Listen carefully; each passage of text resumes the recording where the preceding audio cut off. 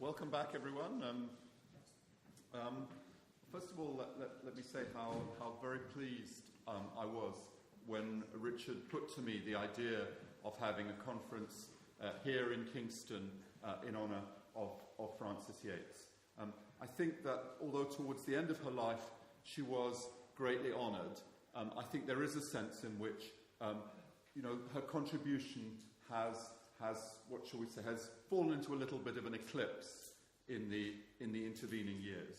And I think it's very good to remind ourselves of the extraordinary quality of some of her work. That some of what she's done remains unsurpassed today.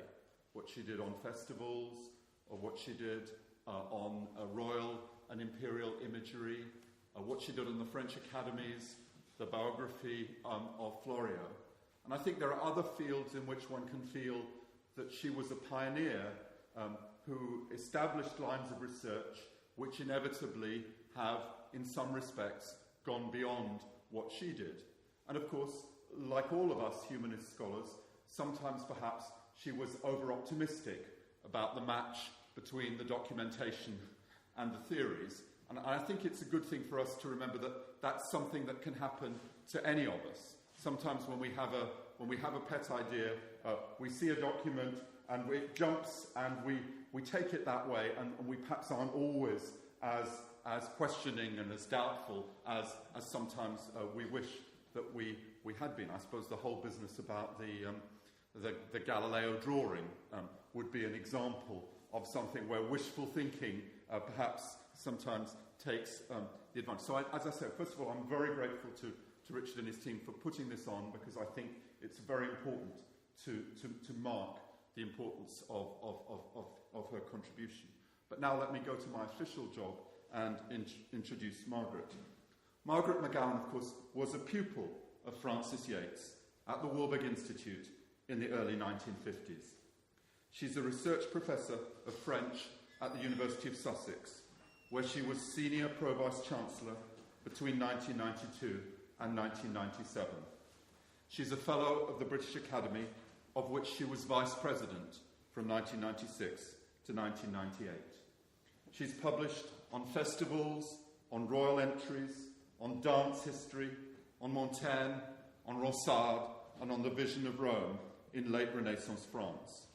Recently, she's been working on violence in relation to festivals, and her talk today is entitled Frances Yates, Phantom of Empire in a Season of Violence. Margaret.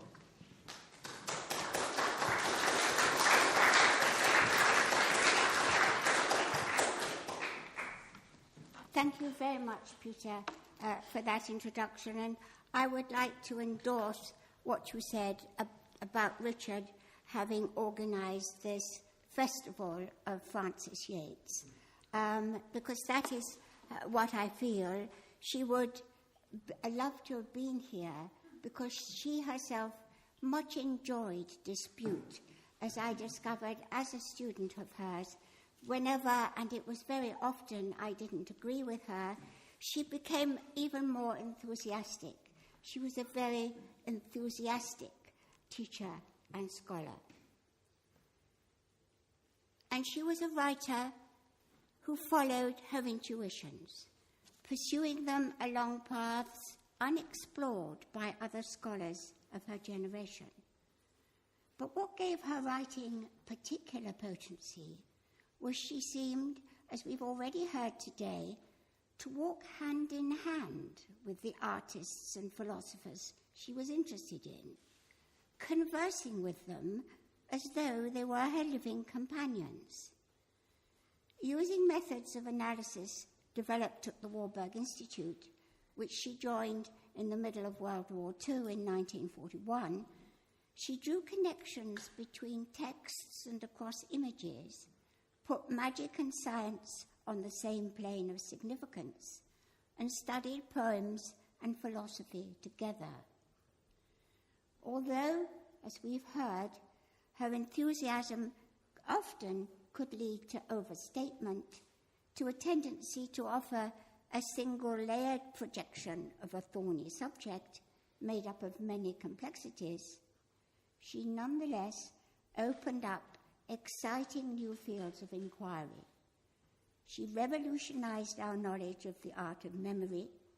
She expanded the context in which the occult could be studied and introduced us to groundbreaking work of humanists in the academies of early modern Europe.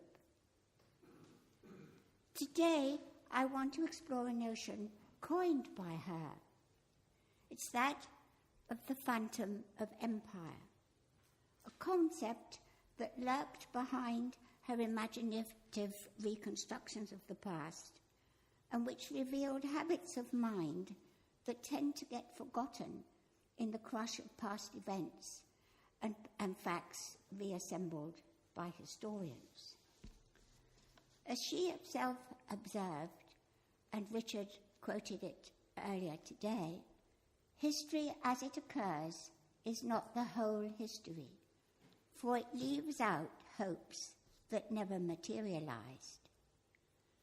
These hopes were often her concern. She explored the tenacity with which the idea of the revival of empire stayed in the minds of artists and poets in the Renaissance. She explored this tenacity in a number of works. Early on in her contribution to Jean Jacot's volumes on the Fête de la Renaissance, one of which focused on the festivals and ceremonies organized for Emperor Charles V.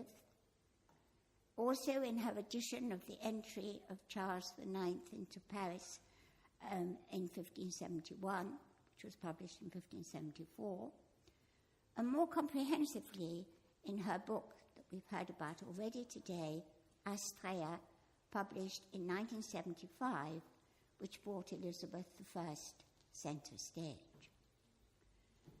In this last study, Astrea, she's quite adamant that the revival of imperialism, even for Charles V, was a phantom revival. But then she goes on to stress the paradox that it was unquestionably because the notion of empire was illusory that it prospered and exercised such an extraordinary influence on the minds of princes, writers, and artists.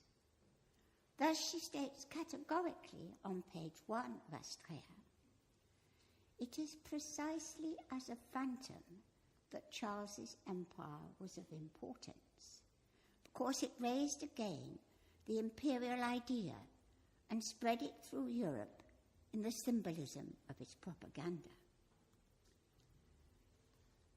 The revival of imperialism can be traced back to the writings of Virgil and Dante. The latter, for instance, had argued in the De Monarchia that to ensure peace, one prince must be arbiter of others, who had to be content to live within the limits of their own kingdoms. But was this a sensible view in early modern states of Europe?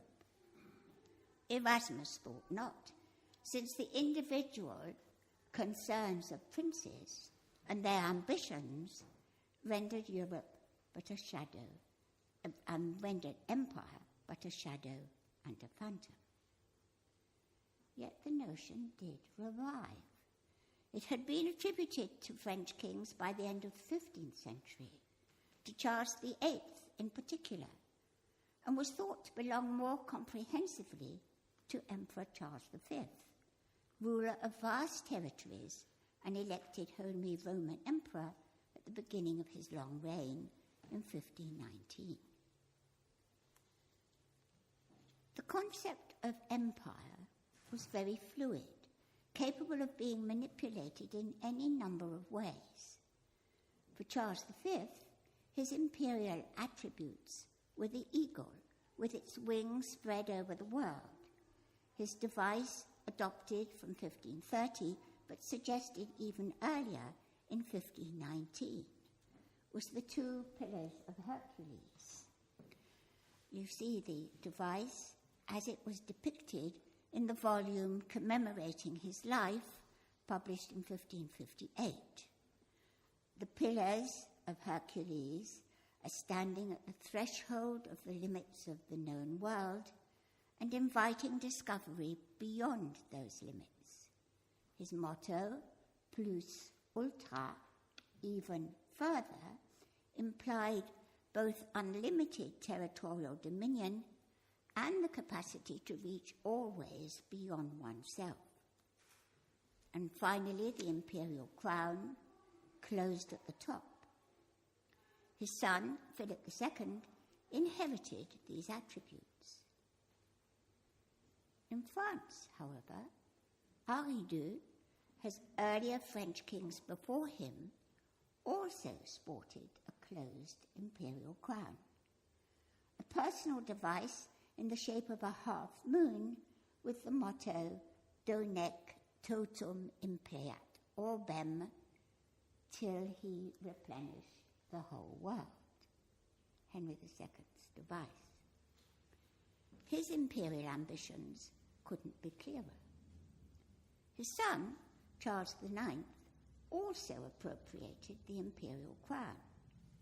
Initially, he had as his device 2 twisted columns, which flanked, for example, the figure of Majesty and with his personal motto, Pietate et Justitia, piety and justice, as could be easily seen on the Theatre the Châtelet for his royal entry into the capital in 1571. These twisted columns, however, became straightened for the present which the city of Paris offered him on this occasion.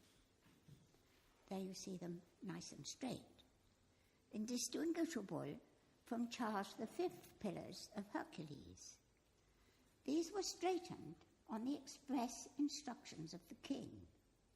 The city archives reveal that the silversmith, Jean Renard, was ordered to recast the columns, qui étaient torses, that were twisted, and to make others, droites, straight, and to add depictions of 4 victories of the king's army to the base of the structure. Imperial claims were nearly always accompanied by evidence of recent triumphs. One smells conscious rivalry in these commands for change. Indeed, in 1548-49, as Philip, future King of Spain, and had, as he and his father hoped, King of Spain and future Emperor, as he paraded through Italy, through the German states and through Flanders, being received at each stopping place with elaborate arches whose symbolism encouraged yet fresh imperial endeavours. Virtually simultaneously, as Philip made his journey across Europe, Henri II visited cities in his realm of France, entering in splendour some 48 towns during his short reign, and receiving at each the spectacle of triumphant structures that spoke victorious outcomes. Charles V and Henri II were constantly engaged in war with each other, in their own territories, in Italy and on the seas, and the imperial signs which accompanied their journeys provided another way of competing, while at the same time encouraging them to further martial efforts. Charles IX, holding in his hands the globe of the world in the opening lines of Ronsard's epic poem, The Franciade, also embarked on a 2-year journey around France in 1564-66.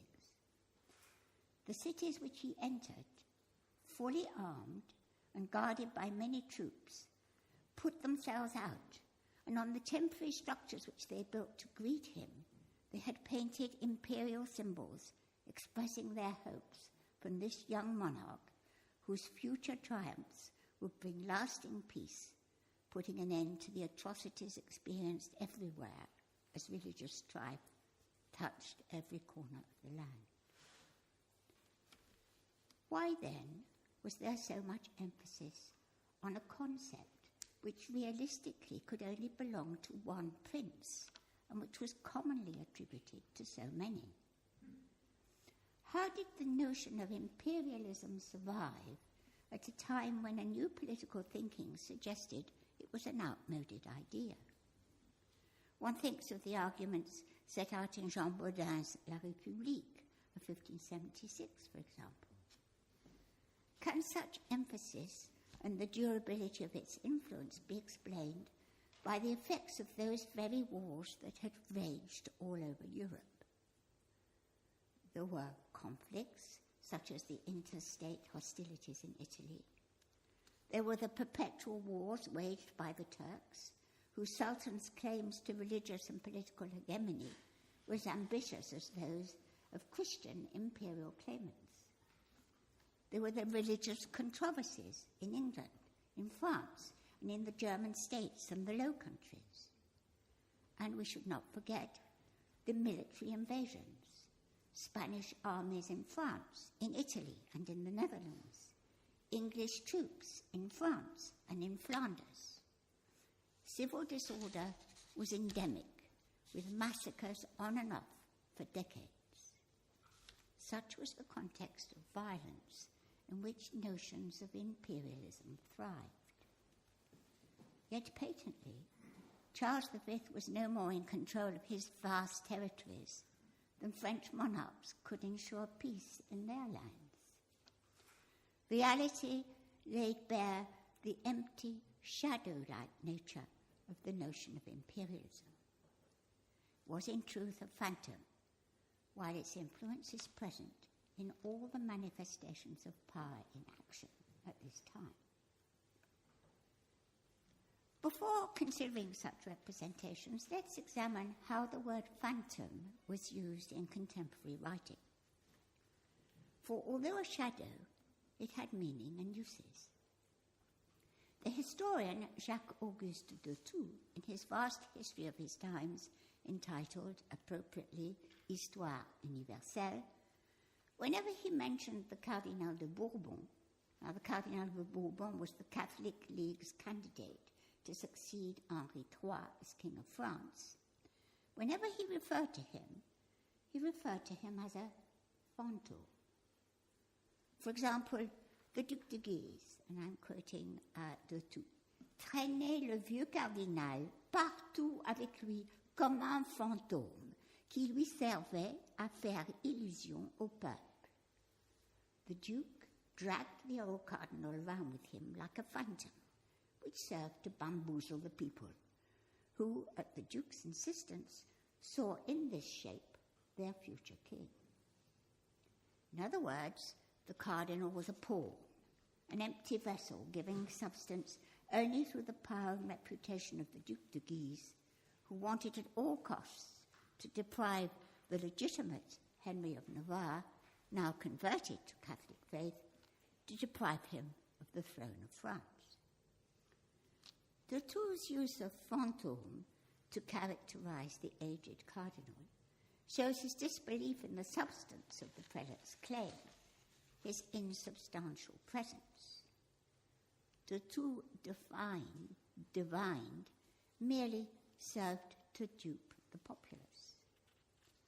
But the fact that fantôme was an empty concept didn't mean that its original substance, empire, lacked impact. Yet as far as imperial pretensions were concerned, de Thou regarded them as monstrous. The idea of empire, or la monarchie universelle, as he called it, was a projet ancien et monstrueux, an out-of-date and monstrous project. De Thou argued that Charles V seriously entertained the idea for himself and for his son because he was drunk, inebriated by his victories and prosperity. According to de Thou, to achieve his purpose, the emperor had relied on the help of Jesuits, who naturally perceived empire and the one Catholic faith as mutually reinforcing. Such views, de Thou claimed, were calamitous for peace in Europe. Although the historian was critical of Charles V's dangerous ambitions, he was more tolerant of his son Philip, whom he saw as clear-minded and intelligent. And some commentators agreed with this view, and the two reported they were persuaded that Philip had no such pretensions because he knew them to be unrealizable. In order to pursue imperial ambitions, the King of Spain would not only antagonize his cousin Maximilian II, but all other European princes. And yet, the idea of empire persisted in the minds of educated men, and weighed heavily in the thoughts of ambassadors who, as late as 1597, were trying to negotiate a settlement between Spain and the Low Countries. The French ambassador, Guillaume Ancel, for instance, counselled caution in coming to any agreement, for he argues, and this was 10 years after Philip's death, that, and I quote, all religious ills in Europe stemmed from one source, from the ambitions of Philip II, who for 36 years had no other serious project in his head except that of pursuing a dream which his father had never realized, that of becoming monarch of the whole of Christianity. Opposition to such claims continued to haunt writing as late as 1616. When he published his own Histoire universelle, Agrippa d'Aubigné attributed the responsibility for the long continuation of religious strife exclusively to the pretensions of the House of Austria for world domination. Although words might oppose the idea of empire, actions and representations of military power promoted it. Poets, princes, and artists revelled in the opportunities that this notion afforded. When Charles V entered Bologna in 1530, on his way to be crowned emperor by the Pope, he appeared armed from head to toe, his glistening helmet crowned with a golden eagle, and holding aloft a sceptre of power in his hands. On columns along his route, imperial images of Caesar, Augustus, Titus, and Trajan offered mirrors reflecting his own victorious force, while a huge military presence accompanied him. Soldiers chosen from every corner of his vast empire were seen dragging along cannons and other instruments of destruction to remind every spectator of the reality and extent of Charles' martial and territorial ambitions. On the day of his coronation, massed troops guarded the streets and underlined once more the military authority of the emperor. Such was the active, moving representation of imperial might, and further potential were reinforced by symbols and images painted on the arches beneath which Charles and his army paraded. When it came to depicting similar lively visions of contemporary structures designed to celebrate royal achievements, then artists often had recourse to metaphor, covering their canvases with well-rehearsed stories from mythology. Sometimes they couldn't resist the temptation to display their vast learning, accumulating symbols of power from compendia of iconography or dictionaries of symbols and devices.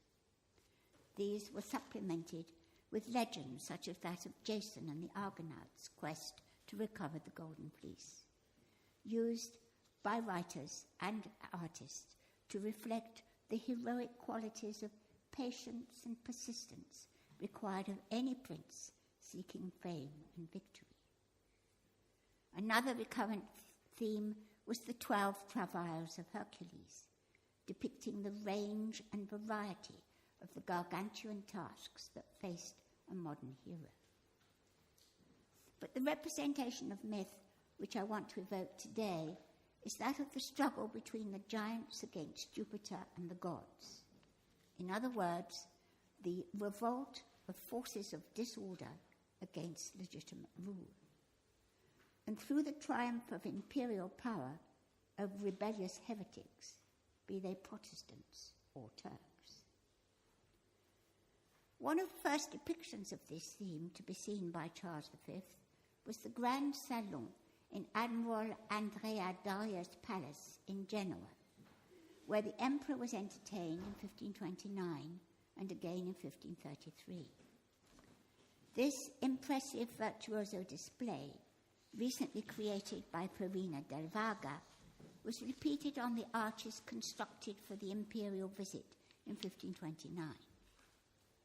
In some respects, then, Charles, who in this myth was, of course, the victorious Jupiter, should not have been surprised by the startling representations of political and territorial achievement which greeted him when he visited the Palazzo del Te in 1535, a summer residence outside Mantua, recently completed for Federico Gonzaga by Giulio Romano. On the walls of the Salle des Stucs, he saw an imperial army on the march. He interpreted this artistic performance as a replica of his own mighty army in procession. And in the minds of contemporaries, it brought back the spectacle of his military entry into Bologna 5 years earlier. The room of the palace which impressed him most, however, was the Hall of the Giants, where, as you see, the whole world seemed to be tumbling down, defying normal perspectives as Jupiter's thunderbolts crashed down on the stones hurled by the giants, turning them back upon their heads and breaking walls and columns in their wake. As Charles stood in the centre of this space, he exulted before what he interpreted as a vision drawn from mythology, especially for him, to mark his recent victories in Tunis against the Turks. Although this victory in Africa represented only a momentary attack for the armed might and imperial pretensions of Solomon the Magnificent, Charles V's triumphs at Tunis went on being represented on canvas and in tapestry as a remarkable silencing of further Oriental threats. The painter, Frances Yates, when he composed the decorations for the Genoese arch to celebrate Philip's entry into Antwerp in 1549, he was inspired by Giulio Romano's work. And Cornelius Graphius, in his published account of this famous occasion, provides a graphic description of, and I quote, those horrible giants who seem to scale the heavens in their attempt to dislodge the god Jupiter, whose companions' deities are depicted filled with fear and apprehension, hiding timidly among the clouds. Unfortunately, the engravings which we have of this design by Floris are indistinct and of very poor quality, and the original drawings have disappeared. However, he did rework the idea when he painted his famous canvas for the fall of the rebellious angels 5 years later, which you see here. Through the representation on the arch, Floris did not underestimate the significance of the lesson he was giving. He's tried to paint the enormity of the task facing the imperial prince if he were to overcome Protestant heretical opposition to his rule. The same message, using the same mythology, was painted on the canvas panels which decorated the halls in Paris, made ready for the royal banquet after the entry into the capital of Charles IX and his queen in 1571. 14 of the 24 paintings recorded the history of the titanic struggle, from the initial attack of the giants on heaven to the rejoicing of the gods over Jupiter's victory. The painted struggle between the giant Typhon, who was blessed with one human head, but also many animal heads, one human hand, but also several other hands. He dared to steal Jupiter's weapons. But Typhon's clumsy physique meant that he couldn't handle or control the thunderbolts or any other divine weapons very efficiently. And through his muddled incompetence, and also through trickery and magic, the weapons are restored to the king of the gods, who takes his revenge on Typhon and his fellow giants, despite the latter's effort of piling mountains upon mountains up to the stars. The rocks they hurl simply rain back down upon them. Now this rebellious tribe stands for French Protestants and must be considered in the context of the Peace of Saint-Germain in 1570. This peace, achieved with great difficulty, had secured a temporary lull in the religious fighting. The planners of the banquet, principally the poet Jean Dorat, borrowing their inspiration from newly discovered Greek sources, from the Dionysiaca of Nonnos, which had been translated into Latin and published in Paris 2 years earlier, in 1568. From this text, the planners promoted the image of the king as Lord of the universe, capable of holding war at bay once and for all. The seriousness of their intentions can be judged from the detail and the extent of the attention given to this particular myth. It occupied more than half the space devoted to the decoration of the hall.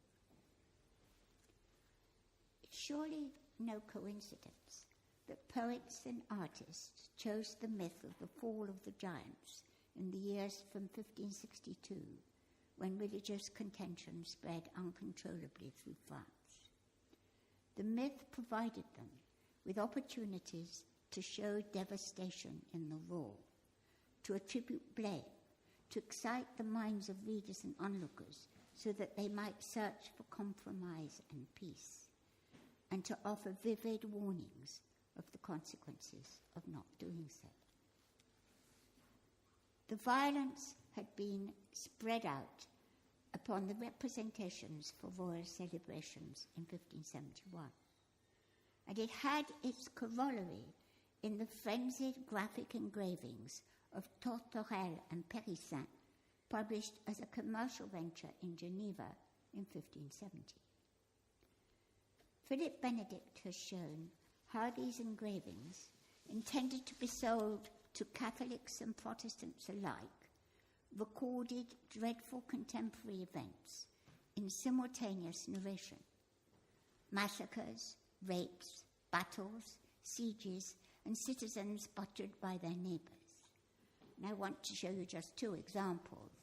The first, the massacre at Cour in 1561, and then again these at Vassy a year later in 1562. So these were part of the 40, all of them similar to this, published as a commercial venture in 1570. That these engravings imparted some kind of injunction to stop the fighting is likely, but their message is not clear.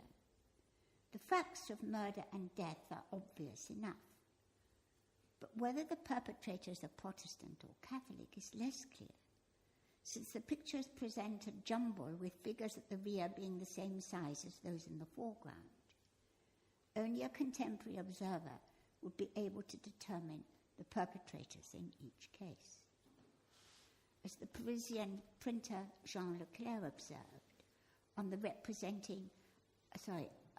the subject of representing events involving intense activity, he wrote, "Written narration will not persuade as well as this picture, since men are more moved by what they see than by what they hear." Perhaps this view accounts for the multiple depiction of military achievement on palace walls, on arches, and on the friezes in banqueting halls. Yet the poet Pierre de Ronsard didn't refrain from accepting Leclerc's challenge in the many works he composed in this period. On the ivory surface of his poem, dedicated to a musical instrument, la lyre, in 1569, Ronsard conjures up a banquet scene where the gods, relaxing with food and wine, are listening to the songs of Apollo, who, among other stories, provides an account of the triumph of Jupiter over the giants. Ronsard offers this victory as an example of the fate of subjects who rise against their king. Exemple vrai, que ceux qui veulent prendre la guerre à leur roi. A true example of those who want to wage war against their king. This was a general warning from the poet, who had developed the same myth in his hymn to Winter, which he wrote 6 years earlier, where Protestants were specifically targeted. Winter has decided to revolt against Jupiter, who in front of the assembly of the gods had derided Winter's ugly nature. Ronsard relished the opportunity to evoke the range, speed, and diversity of their hostile encounters.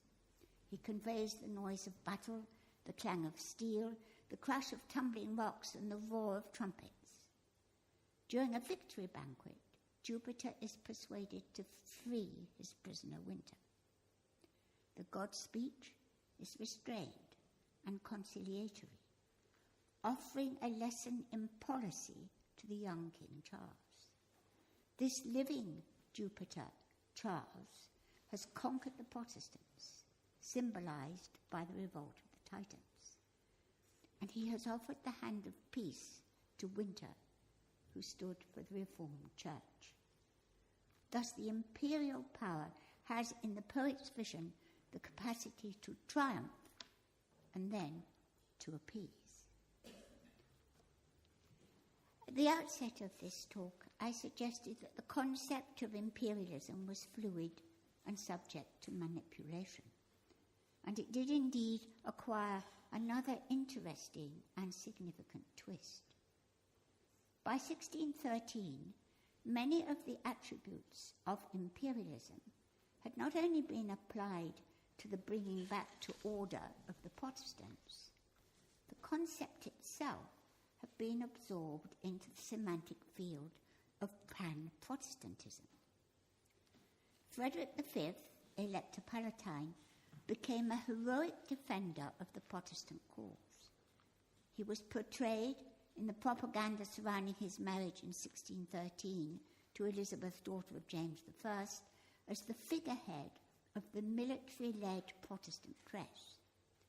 In his entry into Heidelberg in 1613, Protestant union, the fulfillment of a sacred plan, was seen in the mythology that accompanied his procession into the city and his parade along the streets before demonstrating his chivalric skills in tournaments prepared in his honour.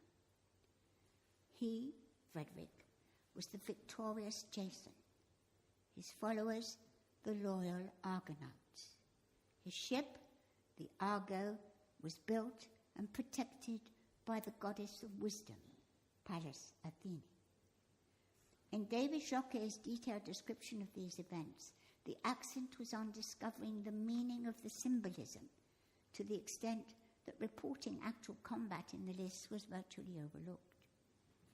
Frederick, as imperial figurehead of the Protestant cause, counted for more, as the symbolism painstakingly spelled out.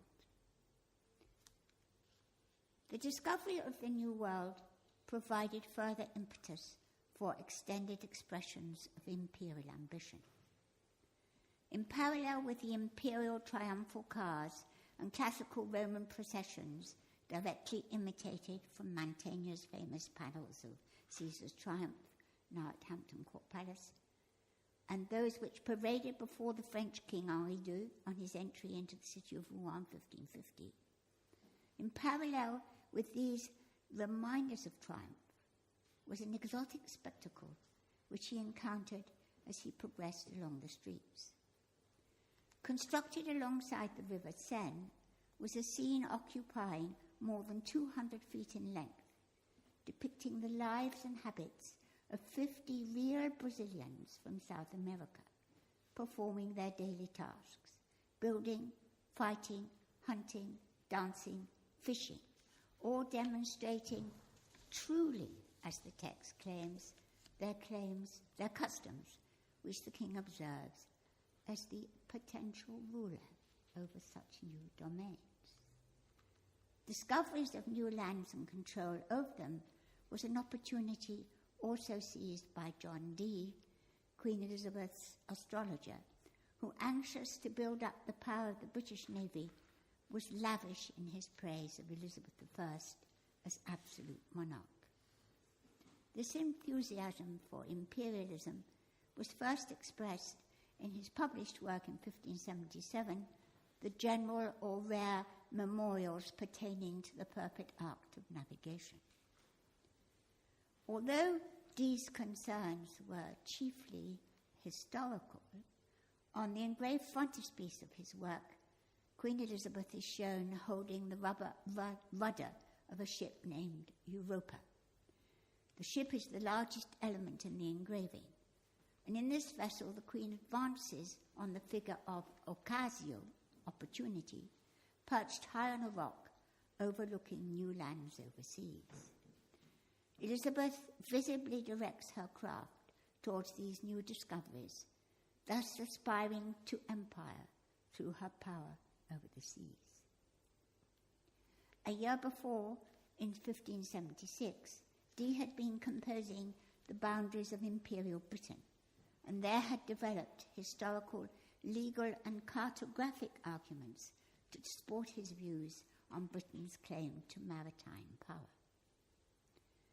Frances Yates, who first drew attention to Dee's significance, interpreted his version of the idea as a visionary one by connecting his imperialism with the myth of the Magus.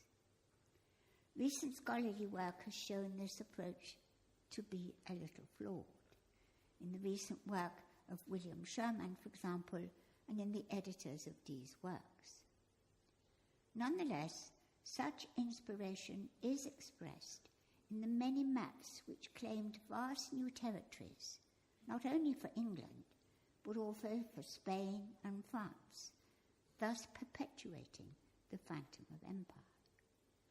Princes were keenly interested in the detail which maps provided, whether it was for military purposes, for invasion, or to establish claims on territories across the seas. At this time, cartography was not a neutral science, but another visual language which could be manipulated to serve partisan interests.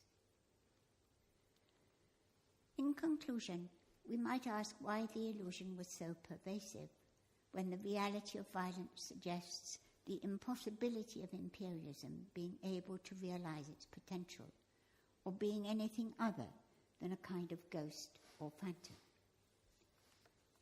For poets like Ronsard, such phantoms, often expressed in the form of myths, could articulate the power of poetry, its capacity to conjure up a world where truths hidden in fable reveal possible paths to discovery. Such notions allowed the poet and artist to display their virtuosity in rendering lifelike representations of military triumph in battle, providing the observer with what seemed like actual experience of the excitement depicted. Such potentiality touched the imagination because it could offer solace in times of great instability. Illusions such as the Phantom of Empire were used by artists as tools of persuasion and of defense. They lingered, stayed in the mind. For instance, the citizens of the Low Countries in 1609, assailed by this memory, could give no credence whatever to what they regarded as fraudulent promises of the Spanish negotiators.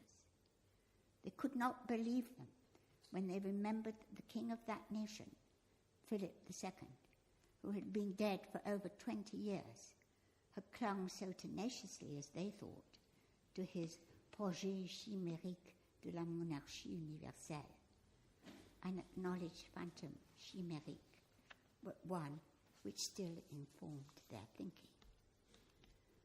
On the other hand, it may well be that the notion of empire in the context of war seemed to provide a mode of coping with the harsh realities of every day, allowing those who grasped the concept to create a world they could believe in, however distant. Nostalgia for a past golden age where Astrea might indeed bring comeback still had force. What must not be forgotten is the intensely graphic quality of representations of this phantom in history, in art, and in poetry. Representations used to convey the desperate feelings of insecurity in which princes, poets, and artists lived. Political and military failure shouldn't prevent us from dwelling on the extraordinarily persistent and remarkable creative effort employed to keep hopes alive in a season of violence.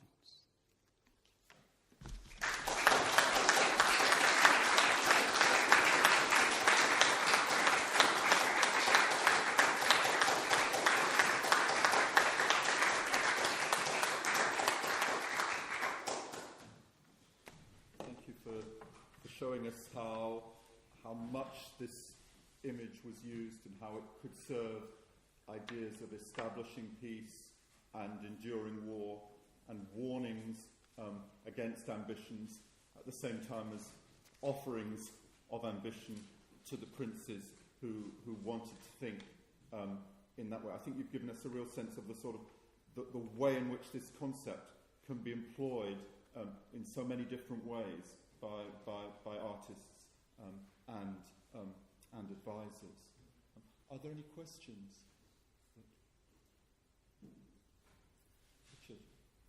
Margaret, thank you so much for giving us everything I could hope for in all our long conversations about this conference. I've been looking forward to it so much, and my dream has been realised today. It was an extraordinary prospectus that you gave us, and I think with tremendous resonance in terms of Yeats's own thinking through what I actually talked about earlier today. And I wanted to press you on your own sense of how Yeats, at the end, was addressing the question that I left at the end of my lecture about, in some sense, the false turn that history took, which left her, I claim, on the wrong side as an Anglican writing about a militant Protestant imperialist crusade, at a moment where it seems empire is curdling into something less ironic, less ecumenical, much more modern. How do you think Yeats was thinking at the end about empire, faced with that conundrum that as an Anglo-Catholic she was writing about a Puritan crusade? I'm really not very sure how she felt. I think partly she was confused, and partly I think she felt she had got to leave it alone because she didn't know what to do with it, really. I think it was a concept that, as you illustrated so well this morning, it's one of those hopes that she needed but couldn't entirely believe it, although there were times in her writing when she seems to. But then other times when she takes it back, does certainly colour her writing. And but I think the Phantom is like all those other hopes. It doesn't go away, but it can never be properly realised. The principle of hope.